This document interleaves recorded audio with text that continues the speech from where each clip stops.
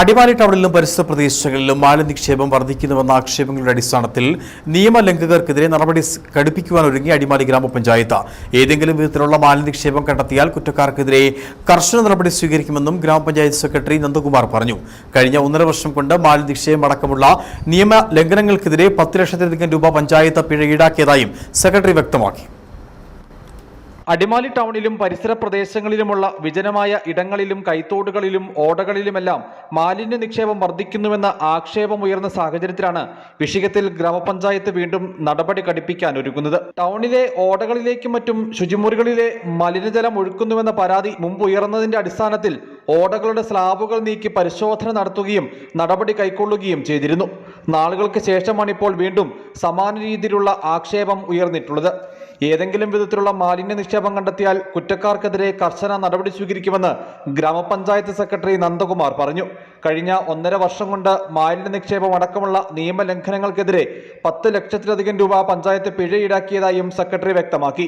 അടിമാലി ഗ്രാമപഞ്ചായത്തിന്റെ വിവിധ പ്രദേശങ്ങളിൽ മാലിന്യ നിക്ഷേപം വർദ്ധിച്ചു വരുന്നതായി നിരവധി പരാതികൾ ലഭിച്ചു വരികയാണ്.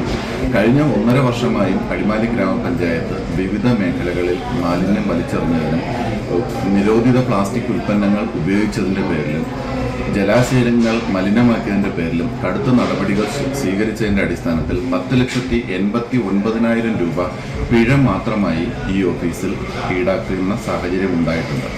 എന്നിരുന്നാലും ഈ പ്രവണത വീണ്ടും തുടർന്നു വരുന്ന സാഹചര്യത്തിൽ പഞ്ചായത്ത് കർശനമായ നടപടികളുമായി മുന്നോട്ട് പോവുകയും പ്രോസിക്യൂഷൻ ഇനി തുടർന്നുള്ള കേസുകളിൽ പിഴ ഈടാക്കുന്നതിന് പകരം നേരെ കോടതിയിലേക്ക് കൊടുത്ത് പ്രോസിക്യൂഷൻ നടപടികൾ സ്വീകരിക്കുക എന്നുള്ള നിർദ്ദേശമാണ് മേലധികാരികളിൽ നിന്നും നമുക്ക് ലഭിച്ചിരിക്കുന്നത്.